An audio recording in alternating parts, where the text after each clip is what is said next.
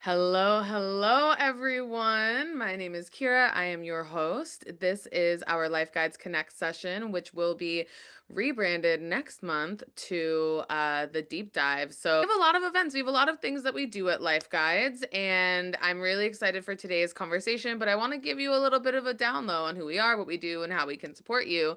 So, I think first thing, as we have some people trickling in, let me know in the chat 111 if this is your first time here. Give us a 222 in the chat if you are a loyal lover of Life Guides. So, who we are at Life Guides is we are a peer and professional mentorship company. So, what that means is that we are a benefit that your company is paid for you to have free access. So, there are two layers that you can connect with us. The first one is our events here. So I put together our events in a very specific order so that it really facilitates the greatest amount of growth and change in a really sustainable, really efficient, really intentional way. And as far as our events go, we have our Motivational Monday every Monday. I think there are maybe like 6 Mondays out of the year that we don't do it, holidays and season transitions. But outside of that, every Monday we're together. And the way that it's going to start looking is we're going to have a quarterly topic and then we have monthly focuses based on that topic. I think in 2026 we're only going to have monthly focuses, but closing out the year, next month is our financial well-being series. So actually, I'm sorry, next quarter is our financial well-being series. So October, November, and December, we are going to be doing financial well-being. So what it looks like is we have Motivational Monday every Monday, helping you dive in and really get more of the niche topic. Motivational Monday is only 30 minutes. So we give you the niche topics based on that main topic. And then the second Wednesday of the month, we have our deep dive. So the deep dive is what we're doing right here, where today we are in the middle of our Leading in Love series. This is our last month. We're focusing on workplace relationships, and we're going to be talking about attachment styles at work, which I'm so fascinated by. This is going to be such a good conversation.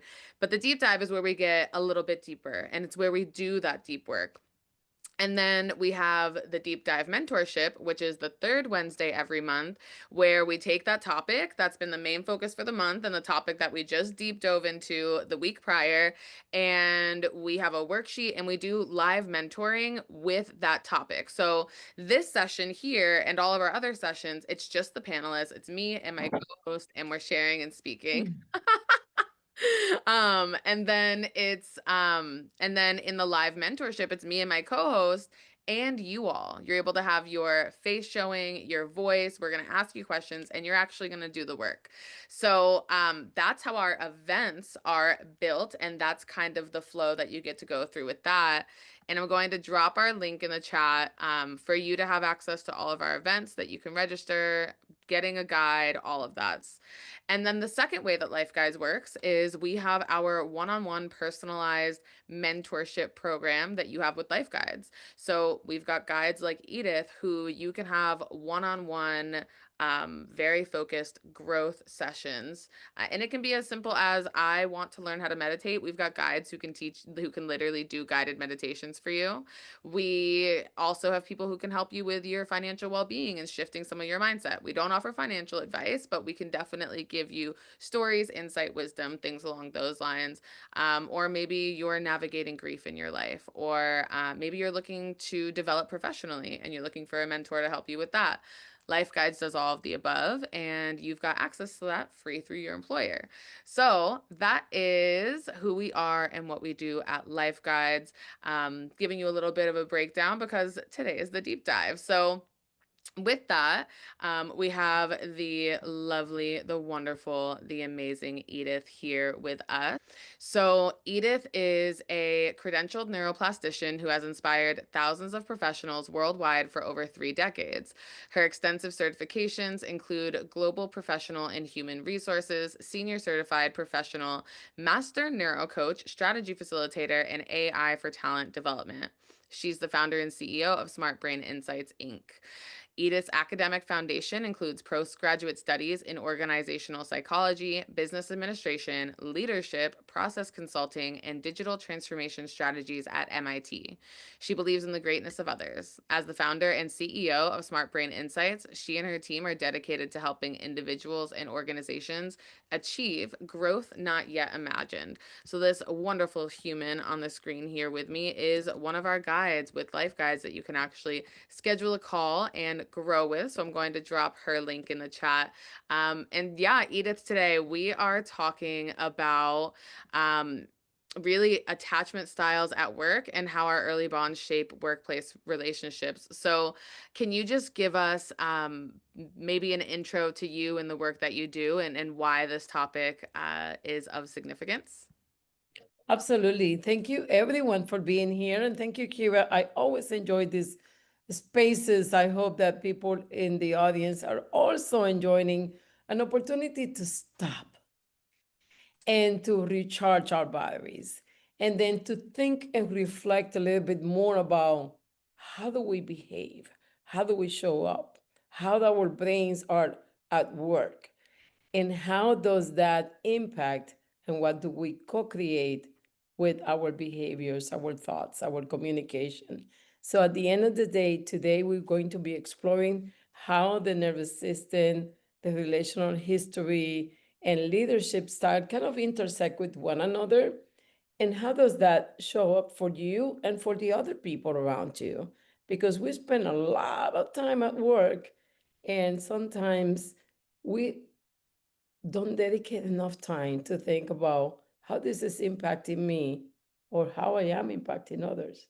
Oh, I love that. What a great way to start off the conversation because it is, we're humans and we had our human-centric conversation on Monday, me and Edith for Motivational Monday, and a lot of that was the reminder that we're not machines and we are human and we are hardwired for human connection and we spend most of our time at work and most of our days we're at work, we're around the same people and if you have struggles or challenges in your relationships at work, that can make work a not so fun place to be at. And unfortunately, we live in a society that doesn't necessarily default teach us how to have healthy relationships, how to resolve conflict, not even in our family lives, let alone in our work lives at the place where we're told we're supposed to be productive, but also there's a whole range of human emotions and human experience happening alongside that. So, Edith, today we're talking a little bit more about attachment styles and what that looks like at work. So, researchers describe the four main adult attachment styles as secure, anxious, avoidant, and disorganized. What are the key differences between all of these, and how do they show up in the workplace? Absolutely. So let's dissect a little bit. Because these days when we talk about attachment, it's kind of a no, I got no attachment. I don't like to be attached. But in reality, when we're talking about attachment, and John Bowlby, by the way, is the research that started with the theory of attachment back on the 50s. As time passes, a lot of other researchers from different angles, neuroscience, psychology, cognitive, have been studying attachments a lot. And attachment, it's called attachment because it really involves the behavioral and the emotional system of humans. For the purpose of this conversation, please don't assume attachment is negative. Attachment, in the sense of this theory, can be positive, as, for example, when you use the first one that Kira mentioned, secure. Those have, when you show up secure, you're showing up with healthy boundaries, with trust, with clarity in your communication. However, when you show up from the anxious part of the attachment, most likely you might be feeling rejection or you have a high need for acceptance, which is kind of go hand by hand most times.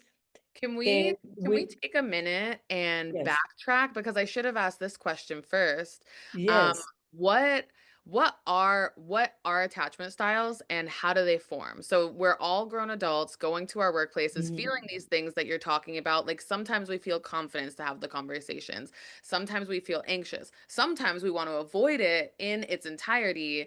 And what I'm hearing you say is that these are based on our attachment styles and there's something that formed way before we came into the workplace. So can you Absolutely. explain like the beginning formations of attachment theory? I'm sorry I didn't ask that to begin with. No, no, no, no worries. No worries. Actually, we sometimes we act in certain ways and we say, well, where is that coming from? One is the information processing style that we have. We're wired certain ways, and that's nature. And then you have the nurture part, right? So we're always a product of nature and nurture. How do you grow up? Were you coming from a highly disciplined environment, but then the way you're wired might interpret that discipline one way, what another one will interpret that completely different. And I give you a perfect example, a family. If you have a brother or a sister, you say, how two people can grow up in the same place with the same set of parents, with the same type of conditions, and one is a free spirit and the other one is very structured, highly disciplined in everything that they do? Well, because their information processing might be different. So we have all those variables. Sometimes we have very strong experiences in life. And I always talk about with neuroplasticity how your brain is blessed with neuroplasticity and is good for the learning, but it could be bad if you experience trauma. You're also going to have that neuroplasticity in there that is going to tell you, no, no, no, no, no. Some people have burnt out on jobs because they didn't start being a burning out. They started by, I want to do the best I can. Actually, I don't know you, Kira, but I have not met yet a person who really wakes up in the morning and say, let me see how I can do a very bad job today. I haven't met that person. I don't Sometimes think it I looks have like either. we have some of those, but I haven't met them. But normally we wake up with, I got to do the best I can, right? But then somebody might trigger us. And where is that trigger coming up? It might come from something that really reflecting on you, something you're trying to avoid, something you don't want to be.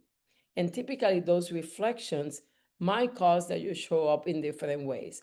One way is secure, very strong boundaries, clear communication. This is accepted, this is not. And you do it with love and kindness. You don't have to be rough on that either.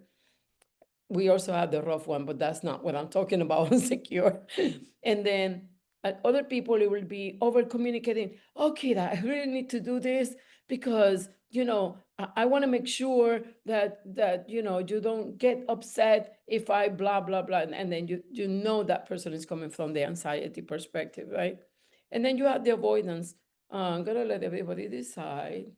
I'm not going to get involved. I'm going to see who's saying it. How many people will do that? And then I probably, yes or no, engage. And then you got the disorganized. Oh, I love that. And then next day, I shouldn't make that decision.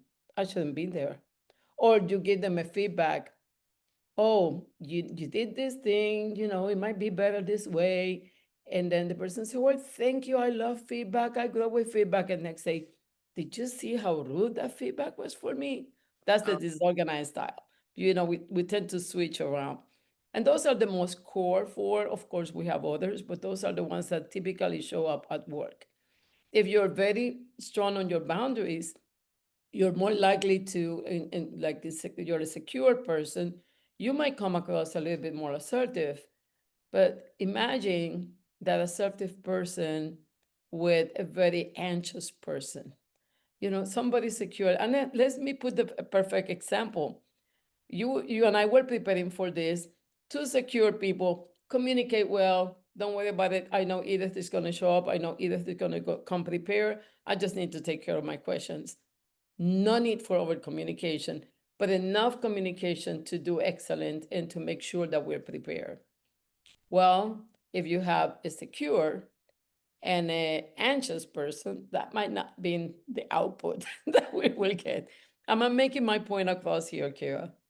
Yeah, it makes a lot of sense. And I'm curious actually for those of you who are tuning in, let us know in the chat maybe where you think you are, whether it's anxious, secure, avoidant, or disorganized. And these are attachment styles that are developed in your childhood. So you learn this in your childhood. So with that, like most people are taught how to be anxious if they received love when they cried and acted out. You were taught Mhm. that that's when you're going to receive love. That developed your attachment style. So it's not these attachments to things, but it's like we are social species. We need people, and the way that we learned how to connect with people was formed in our childhood.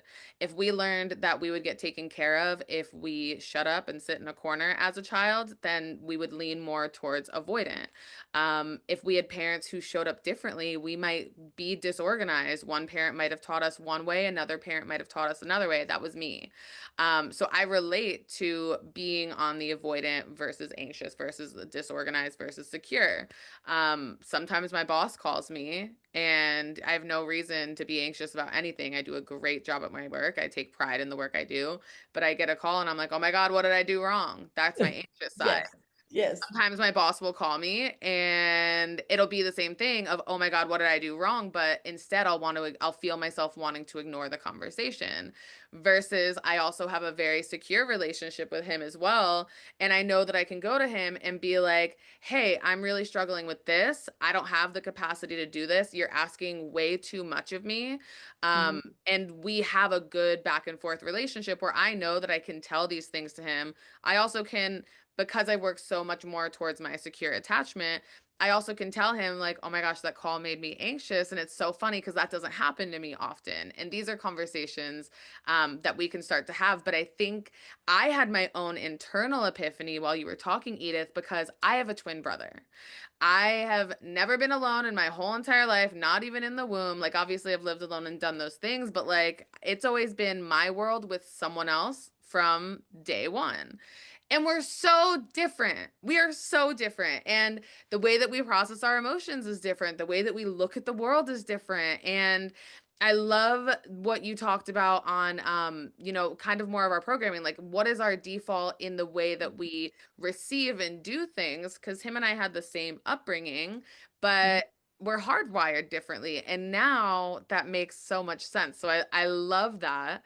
Um, and yeah, we have people relating to being anxious, insecure, um, which I love. Yeah, my high security sometimes makes me anxious. If you're Yeah. an anxious person, you're usually hyper Mhm. vigilant. So, moving into our next layer of questions, um, I think this is really helpful, especially like what I was talking about regarding uh even getting a call or a text from our boss, or maybe having a little bit of tension in a work relationship because something didn't happen the way we wanted to, and maybe we're just learning how to navigate all of that. So when we're looking at these attachment styles, and then when we're looking at how we react to the scenarios that we get into at work, how do these attachment styles tell us the states that our nervous system gets into when we're in a little bit of conflict, whether it's fight, flight, freeze, fawn, or maybe something else entirely.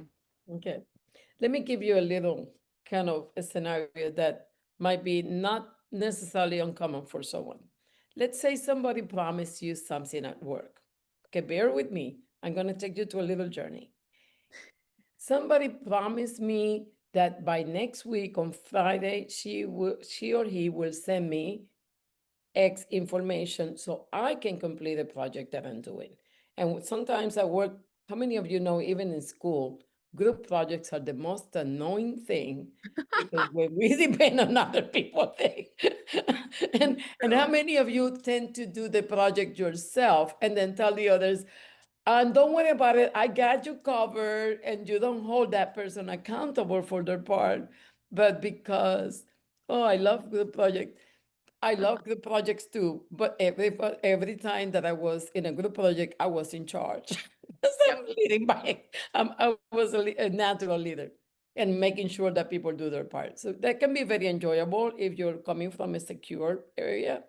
But if you're one of those who are very driven by the results, and even that moment causes you a little bit of anxiety. I don't want to fail my grade or whatever. Group collaboration can be challenging for some people, right? As we mature, things get better. But let me walk you through a moment that you're working on a project, this person commits and don't deliver. And by the way, it's not the first time, because when somebody always delivers and they fail, you tend to justify right away. Oh, something must have happened to Kira because she always send me things on time, and something must have happened. And you call that person completely different than that one that normally fails the commitment. And there's a factor of trust. When you have trust, we know that we already, because we have covered this before, we work on the good chemicals for your brain. I'm trusted it's not going to cause me any issues mentally or any type of thing. I just need to get with Kira and see what's going on. I might be preoccupied for Kira, but I'm still feeling good because I know Kira will deliver. Mm. However, if it's the opposite, you say, oh my gosh, now, how many times I'm going to tell this person that I needed this by this day, tan. Or we completely avoid the conversation. And how many of you know that that conflict that you don't address, it doesn't get any better? Yep. It's going to get worse because there's nothing that stays the same in the world. Nothing. Either gets better or gets worse, but there's no neutral when it comes to these kind of things. So, and I would agree that sometimes problems can be resolved by not doing anything. I agree with that, but it doesn't stay the same. That's the statement that I want to make. So now the person didn't give you that. And now it's Monday after that Friday. Person walks into the office and doesn't say good morning to you. And your brain goes, it's not saying good morning because he knows, or he or she knows that they owe me. Do you see the brain now working? Okay, now I'm creating those chemicals that are not good for me. My cortisol level is going to start going up. My gamma is going to start getting up. I tell you what, I bet you we're going to a meeting. I bet you it's not going to make eye contact with me. Did you see the brain working? Now we're going to the meeting. Guess what? Didn't make contact with me. My story keeps growing in my head because there's something that we're not good at. We're not good at uncertainty. The brain doesn't like blank spaces, and they don't like uncertainty. Our brains are designed to fill it in if they don't know. So now what happens is that now you're telling your neighbor in the office, your best friend, guess what? So and so owes me X, Y, Z. And today he didn't even say hi. I'm wondering until when he's going to be avoiding me because he knows owe me. And this story can get really that little thing. And by the time that somebody gets the truth, maybe that day that person had a child sick at home. It didn't tell you good morning because he owes you anything or didn't deliver. He was out of his mind that morning and you had nothing to do. By the way, how many of you know that we're not that important for the world to go around us? I want to be. I like to think that I am, but in reality, Me too. We all do, right? But that's one of the four principles, right? There's a great book called The Four Agreements. And one of them is, you're not the center. The world doesn't go around you. Don't take it personal. It's best to be and go in there and say, hey, you owe me this. This is becoming a pattern for me. And every time that you fail on this, I'm losing trust. And I really would like to have trust in you. Can we discuss how we can make it happen? But when you address that way, people might fail to the rest of the world, but they start delivering to you because you address that with safe. You made a safe space to discuss whatever it is, and they will know that you care. But if we go in on fighting, your brain is going to be in contention, cortisol level goes up, stress level is up, and now you're not on the best position to really check in your display of emotions and really have a very productive and positive outcomes on your conversation. Is that making sense? It is. And for me, what I'm hearing is that this is what we're having right now. You know, we said we're talking about attachment theory, how to have healthier relationships at work. What I'm hearing is that we're having a whole conversation around how to build trust, whether it's not building, whether it's building trust of others or becoming a person that you show that other people can trust. And I love what you said at the end of all of that, of when someone might fail to show up for everyone, but they'll start delivering for you. And it's so funny. I've actually seen that happen in life guides because I have to source all of our guides myself and build my own relationships with them. And I run our whole entire events department at Life Guides. I love it. I love creative freedom. I love that I get to build this into what it is and that it works and that I just get to keep doing it in a way that feels good and natural and authentic. But with that, I source the guides. And sometimes I have better relationships with the guides. I'm not their manager. I don't, I'm just working collaboratively with you. So we have a very different relationship. But I also show up, I'm like, these are the systems I have in place. This is the efficiency that we have in place. This is the time that I need things by. But also, I'm not going to hound you for anything. I really only need the information by the day of, so you don't have to feel all of this pressure. And I trust that we're going to have a good conversation. I trust that the relationship that we have is going to translate really well over camera. And it's why Motivational Monday, now that we have the guides, I get the comments every week. Oh my God, I love that we have the guides. And I think it's because we do have that relationship of trust built in. And not only have I shown you, like, hey, you can trust me, but you all have shown me, hey, you can trust me as well. And there's this beautiful partnership that's happening. Absolutely. But that's not always the case. And I haven't always been the person who was secure as the leader of knowing, like, I'm a great leader.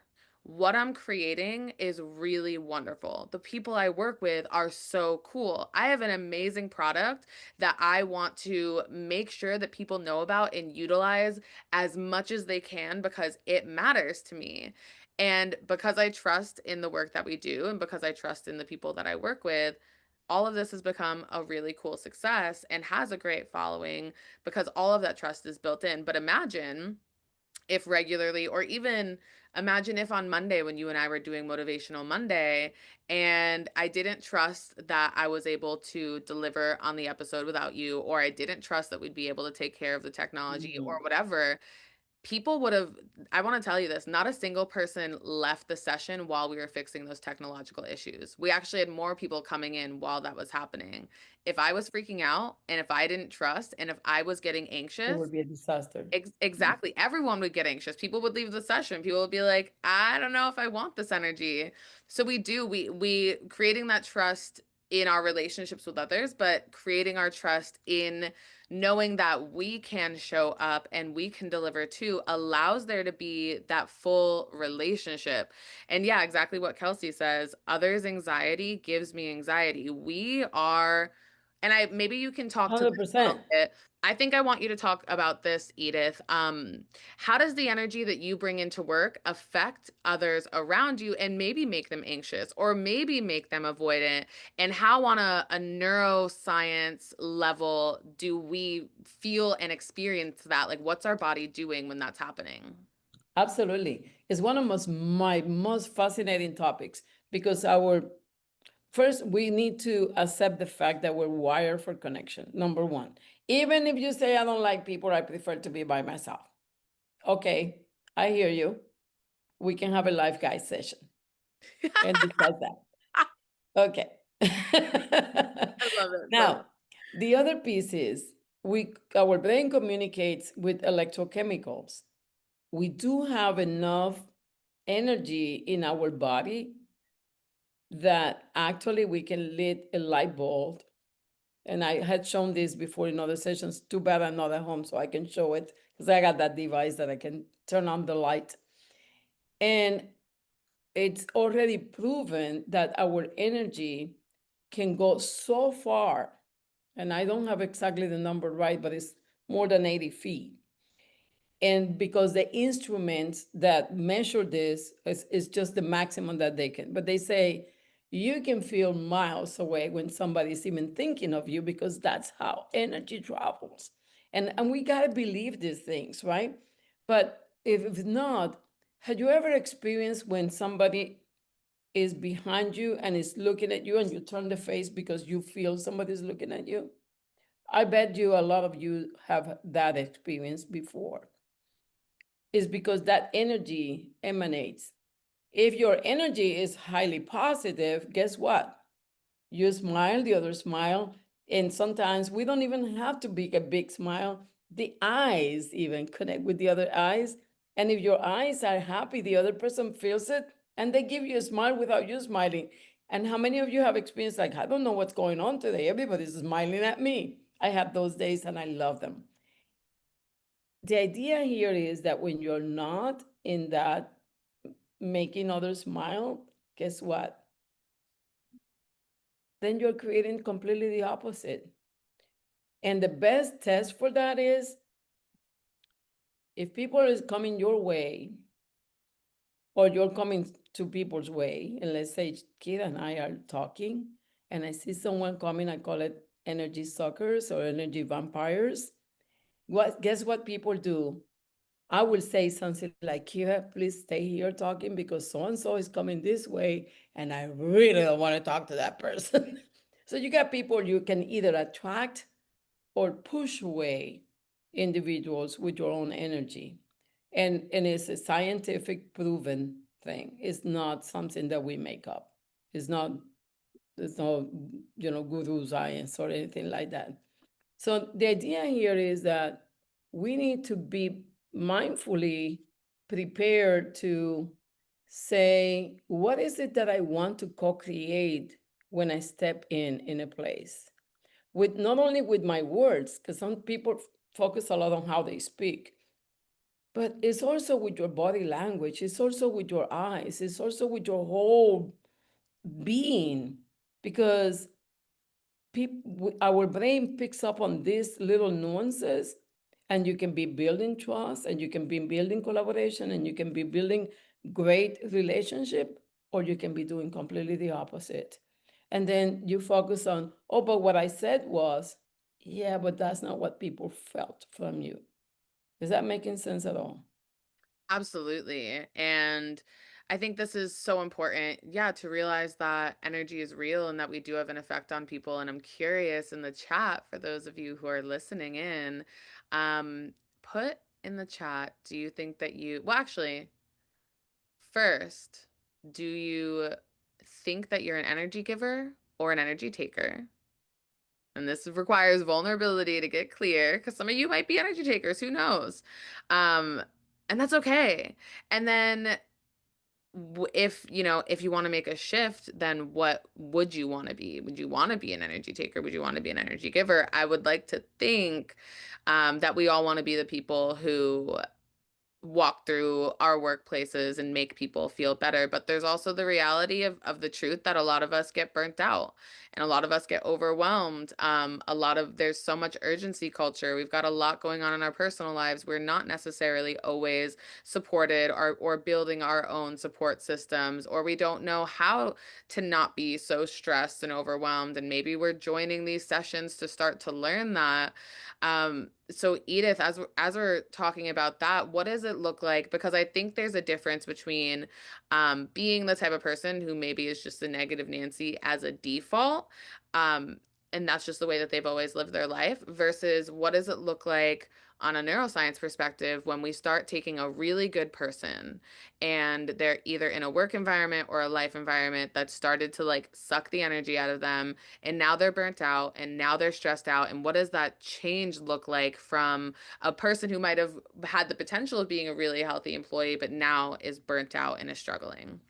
Yes, that's a very, very good way of putting things together for me to make. First, I like stories because they always have a point to teach. And probably some of you had heard this story before. If you have, please bear with me. It's a short and sweet, but it teaches us a great lesson. And it brings that point that you're trying to make here, Kira. Let's say that you and I bump on each other. I'm having my coffee. I got my cup of coffee. and we bumped and my coffee spills out. And the question is, why did the coffee spill out? Why? And if somebody can put on the chat, please, why do you think that I spill out the coffee? Why do you think that? And all the answers are okay. There's no right or wrong. I'm putting 2 in the chat. Ah, okay. Why we bump on each other and my coffee spill out? Why? Vibration bump into someone. Okay, you bump into someone. The cup was too full. Bumping caused it. Okay. Because someone bumped you, because of the energy transfer. Lots of good ones. The coffee spilled out because it was coffee what I have in the cup. If I had tea, I had spilled tea. If I had water, I would have spilled water. The lesson here is to learn that when we're stressed out, to get to your question, Kira, when we're stressed out, that you're made of is what is going to show up. You follow me? Absolutely, Because yeah. at the stress level is when the when they trigger you, the ugliest part of you is going to come out.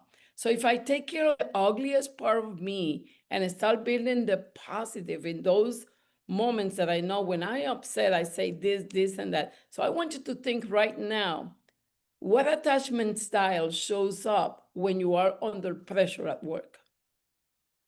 Is it the anxious? Is it that give me the answer right now? That's the because anxiety can also show up that way. It's not just about me over communicating. It could be I send a text, I need you to answer to me, and 2-3 minutes later I'm following up, and 3 texts later that I'm sending, you still don't answer, and that is showing anxiety as well, right? Mhm. So the idea here is, what is the attachment style that shows up for you when you are under pressure? Because that's the first one. If it's secure, no worries. But any of the other 3, you need to understand, was it the appropriate one at that moment? Or is it something that I need to work on? And how I can co-regulate that with the other person. And I say co-regulate on purpose. Some of that work is yours, and some of them is that yours with the other people, because you can make agreements. I give you a perfect example here. My partner, my life partner, and I, we're both type A personalities. We're both a public speaker. We're both on the go with events and things like that. So today we're actually in the same conference at the same time. We both had to be on stage. And that can be very stressful sometimes. Sometimes it's tense. And we had this way of co-regulating each other. And when someone is like a little bit too much into the other, I gotta do this because I gotta be downstairs. Babe, go do what you need to do. I love you. And then when we do I love you, we put the hand up. And that means slow down. You're going too fast. So you can learn signals or get into agreements with your fellow co-workers. Say, hey, I know when I'm under pressure, I tend to do this. Could you help me notice when I'm doing that? So on that way, you're helping me be in check and co-regulate myself. Does that make sense? We can co-regulate that emotional outburst, because sometimes we can really trigger with our actions and our words. They're triggering us, and then we respond, and then we trigger the other, and now we have a bigger conflict. Does that make sense at It all? does. And it sounds to me like we kind of have a responsibility. And I think a lot of the times we think it's so beautiful, that story that you told of everyone's like, "Oh, it's because someone bumped you." And it's like, "No, it's because that's what I had in my cup." And it's taking responsibility for yourself, right? I know for me personally, I usually default to anxious attachment. When I used to be in a work environment and had no idea about secure attachment, and you guys can listen to podcasts on this, you can watch YouTube videos. There's so many resources about attachment theory. That's what it's called. That's what we're talking about. So it's been a couple of years very specifically on me working on my attachment style, but I used to default to anxious. So I was a super people pleaser. I would do way too much. I didn't know when enough was enough. I was burnt out. I was stressed out. I was overworked. I was underpaid, but that's because I allowed it. Now, when I do feel that anxiousness of like, oh my gosh, I need to people please, oh my gosh, I need to do more, I've learned to take a step back and be like, do you actually need to do more, Kira? Or do you need to just feel good about what you're doing and communicate that you're working beyond your capacity right now? Or do you need rest? Or do you just need to have a conversation about a change that you want to make that is maybe exciting you that you haven't had yet and you feel stifled because you haven't chosen to have the conversation? So it's a sense of responsibility. And I think this is where starting to have really cool work relationships and be a person that people want to relate to, you get to become a leader and an advocate for change in your organization. And Mm, it's a change for the place that you show up to daily, where you get to make your workplace better for you, but it will ripple out to everyone else. And you can start to have the conversations of, hey, did you see that Life Guides deep dive session this week where we talked about communicating in our workplace? I think that we should focus on this regularly in our department. Is this something that we're open to doing? And I think this is where we start seeing collaborative change and where we start seeing growth in our organizations, is when we choose to be a leader for something different. And I feel like sometimes when we start having these conversations, and there's this narrative sometimes that comes into our mind of, I'm just whatever, I'm just a line level employee, I'm not a manager, maybe I'm just a supervisor, whatever, or change can't happen, I'm not sure if I can do it. How do we start to trust that every person in our organization has an impact and that we can be advocates and leaders for change in our organization? absolutely. So again, I love stories. Let's say that, and I like the example Patricia put here. I recently learned I can take care of myself and the world keeps going. Surprise, surprise. Yes, sometimes, and I congratulate you, and every one of you who are here are making something very big. You're investing time on being better. So I wish I can have everybody on the screen and go around the thing, but maybe Kira, you can do it with me. Raise your hand, the right hand. Go around, around, around, around, around your body. Pat yourself on the back. Oh. Congratulations for being here. You're making yourself a little bit better today. And here is a short story to be that change that you can make in the workplace. Let's say that I'm going to pick on Patricia because I like her comment. Patricia, I'm going to pick on you with your permission.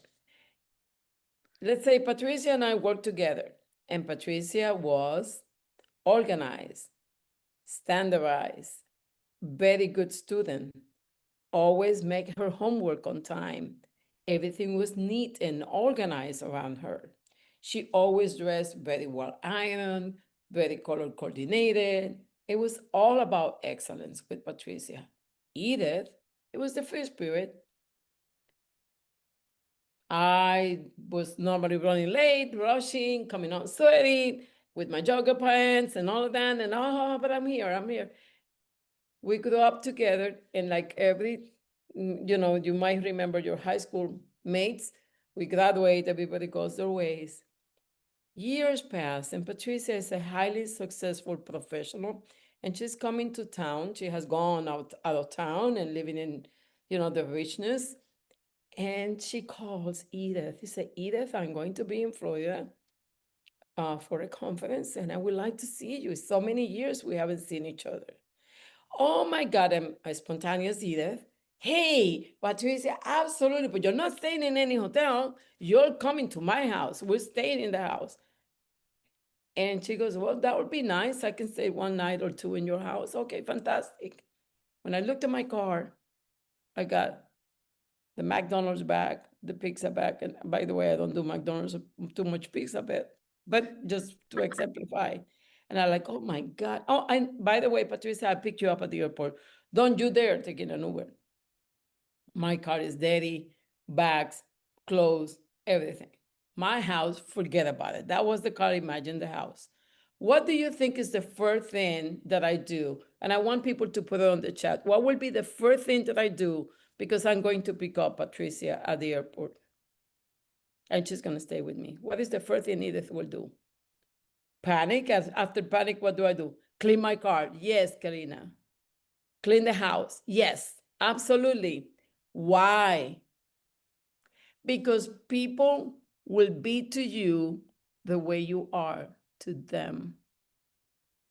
We have something called mirror neurons, and we want to emulate the way you treat me, I will treat you. When Gandhi said, be the change you want to see in the world, he was up to something. Because when you change and you're consistent one way with others, guess what? They might have the house dirty and the car dirty for everyone else, but they will not have it for Patricia. Right?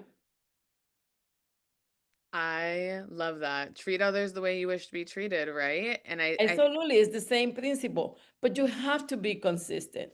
And the thing is, when you start honoring what you value, and so many times we try to accommodate to this, accommodate to that. I'm not saying not be empathetic. I'm not saying not being flexible. I'm not saying not showing understanding and flexibility. On the opposite, we need to navigate in the creative world and allow for things not to be so rigid in your life. I'm an advocate for flexibility, not rigidity. But that's not what I'm talking about. I'm talking about that when people know that you value time and commitment, they give you being on time and they deliver. When you stand up for, but you have to honor that, because you cannot say, "Oh, I'm everybody has to be on time," and then you're the first one being late. You're not honoring what your value. So honor your values. Honor your values.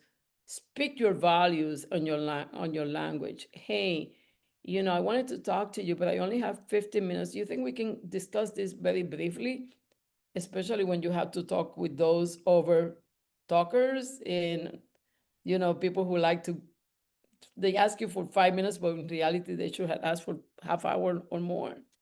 Those are the moments that you say, I want to discuss this with you, but I only have 10 minutes. You think we can have this conversation in 10 minutes and make it 10 minutes? Now you're honoring time. That person is a clue. Next time, I know Edith values time. Let me be concise with her. And it starts happening. It starts happening. that's a I would beautiful like to hear any comments on the chat about what I just said. But Kira, you are bringing I'm just this. having so many epiphanies. This is such a good conversation. And yeah, we are coming up. Q&A starts now. So if you have any questions, drop them in the chat, or there's a Q&A box at the bottom of your screen and we can give you live real-time advice, guidance, insight, whatever you need to really start to solidify some of this wisdom inside of you.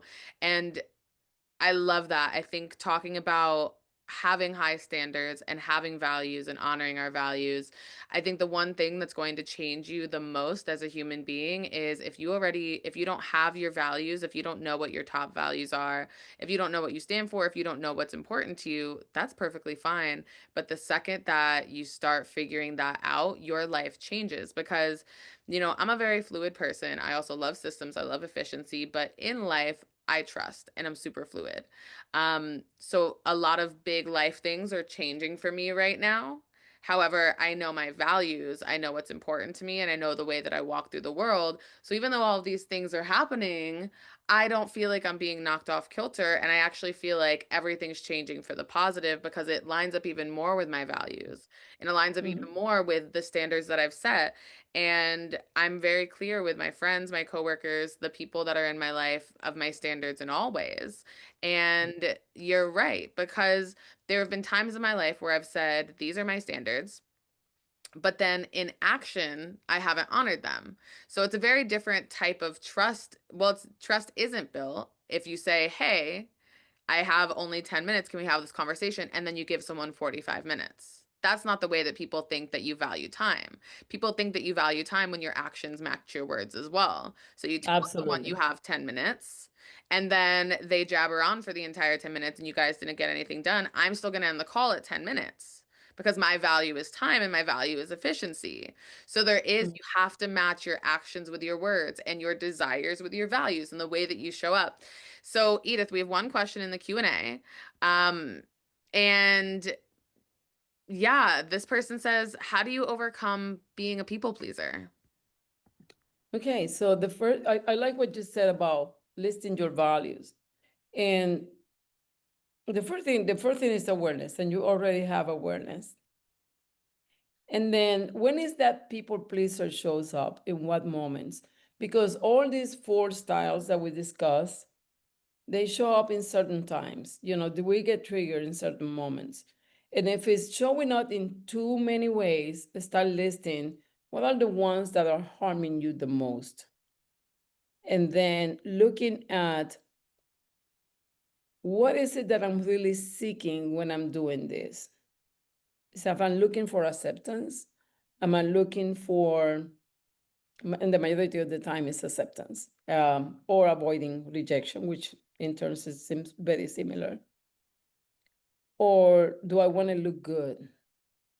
And then go a little bit deeper. Where is that need coming from? What is telling me about me? If I didn't have an opportunity to please, what would I do? And that's a big question. Who do I want to be instead? And then once you have that clear, because this takes reflection, and I'm sure today we're going to share with you like a reflection worksheet so we can discuss next week. And especially this person, I'm inviting that you come next week, but do the exercise this week that we're going to propose for you. And make sure that you start making small, very small changes, but understanding what is the need that you're not meeting, that you're trying to meet through pleasing people, because that's speaking to us about, and to you, about a need that you're not meeting and you seek it out, right? So sometimes we just need to say, what is that need that are not being met? And if I cannot please someone, how can I meet my need still? Because your needs to be met. Okay. So normally these emotions and these behaviors always have a very rooted explanation into what was that moment that created this need in me. And in time, maybe it served a purpose for your survival, but maybe now you don't need to survive anymore, right? So maybe now it's something that is on your way for success in the goals that you're putting for yourself, because people pleaser tend to put their own needs a little bit behind, right? And they're more about others than themselves. So make sure that you work on that and have your reflection moment. And I tell you one thing, sometimes the best therapist, the best coach are inside of us. I believe on that. But you have to understand that we need to dedicate silence and time to reflect and to really let our brain come up with our answers. The brain really can be our best helper, but we have to give them clear instructions. And that comes from the mind. So I cannot speak from the brain for the brain without talking about the mind. Mindset is critical. What are the things that I believe? Or if I believe that people will, I make them feel bad if I don't please them, guess what? You're going to be pleasing people all the time. And is it true that people get upset if you don't please them? No, it's not. It's not a universal truth. That comes from somewhere, right? And doing that exercise. Now, this is hard work. Hard work. There's two things that I normally see that are very difficult to fix. One is pleasing others, and the other was developing empathy, which are two extremes on a spectrum. Some of them have too much empathy, and then you have on the other spectrum no empathy. And to develop that and balance it out is just probably one of the hardest work to do, but it's possible. I'm a testimony of that. As am I. As am I. And I'm sitting here listening to everything that you're saying. And this is just such beautiful, grounded advice because, it does take work and it does take time and finding that balance and understanding what is the root of it. Because Mhm. I think the reason why these conversations are so important is because my hope is that we expose new things to you, new understandings of who you are, new understandings of how you show up in the world, maybe aha moments, so that you can start being like, okay, I want to research this or I want to grow in this way or whatever. Because if you can't name something, then you shame it. As soon as you can name it, you stop shaming it. Oh, So yes. if there are Mhm. these parts of you where you've been shaming yourself your whole life for being a people pleaser or maybe for avoiding things, but now you're hearing this conversation of, oh, this is normal. Everyone has one of these four things, and I can do something about that. That might all of a sudden empower you. And that's why I bring guides into this conversation as well, because I used to be the most severe people pleaser. All I did was please people. I was on hypervigilance all the time to see how I could take care of everyone else because their validation meant that I was enough and that I would feel good, even though that's a flawed mindset. That's what I had. And I've worked with a mentor for the past almost 3 years. I've been working with this mentor. Wow. And there were some times where I was going through some big things, especially as a people pleaser, where him and I would have to talk for 4 times a day. I was dealing with thousands of dollars, all of these things, a lot of business things, and I was super anxious. And he's been there and he's been someone that I can call and who will mentor me and who will show up and give me advice and cares about my journey, and also has enough wisdom and insight to help me see bigger than what I could see. And that's the magic of life guides. And that's why I bring these guides here and showcase them, Mhm. because it's easy to say that we want to grow and it's easy to start seeing these places that we want to change, but making the actual change takes a lot of work. It takes a lot of energy. It takes a lot of repetition and consistency. And to not judge ourselves on that journey is also Mhm. incredibly important. So if you have a Absolutely. mentor or a guide supporting you, then you have not only the support to help you get there, you have the accountability, but you also have the encouragement as well. So I'm going to drop Edith's link one more time in the chat for you. And this link is where you can schedule a one-on-one call directly with Edith and have her be your guide Oh, and your thank you, support Patricia. system.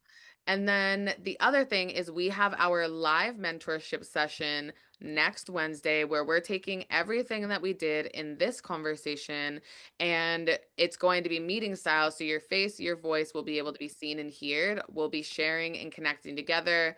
There will be a worksheet that's going to be shared in your email recording that's sent on Friday. With this recording is the worksheet that we're going to use next Wednesday. So if you want to get started early, start pondering and thinking about everything that we talked about today and how it's going to play into the mentorship session next Wednesday. I just dropped the registration link for that session in the chat for you. Um, and yeah, Patricia's beautiful comment. She says, "This has been an awesome session. I knew these things, but they really hit home today. Thank you for blowing my mind." I love it. So, Mhm. Edith, we are at the end of today's session. Do you have any final words before we fully close out? Oh, you don't deliver the form today, right? Or do It'll you be on do Friday that I'll deliver on it. on Friday? Okay. Yeah, Oh, this Friday you send it to them? exactly. Oh, that's cool. Okay. So here is my challenge. I want you to practice on daily basis a regulation check-in. Am I open, guarded, or shutting down?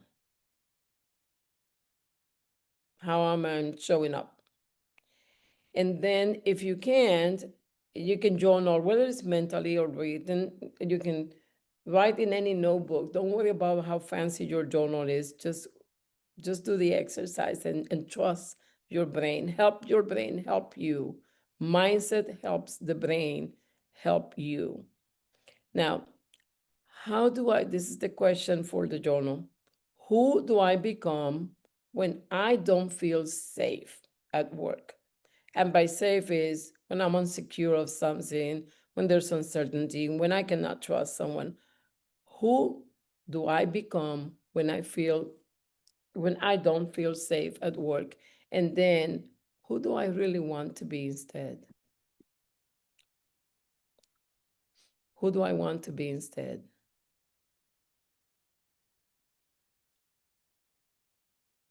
And with that challenge, I'm hoping that all of you come back for a good reflection on our next week's session, because that's the part that really brings home what we have discussed. And I hope that today I try not to do too much about neurochemicals and when this happened and that happened. No, I try to focus on mindset today because, again, mindset will help the brain work for you. And when your brain is healthy, your body is healthy too. But we need to start with mindset. That makes sense. Oh, so amazing. Every session we do together is incredible. Thank you so much for being here with us, Edith. We will see you all My next Monday pleasure. for Motivational Monday, and then Wednesday with Edith for the live mentoring session. There's a survey that pops up at the end of this. Please fill it out. And also, if you want to leave me any love letters for Edith, I'll make sure to email them over to her directly. Thank you so much, everyone, for having us, and we will talk to you soon. Enjoy the rest of your week. Bye, everyone. Thank you, everyone.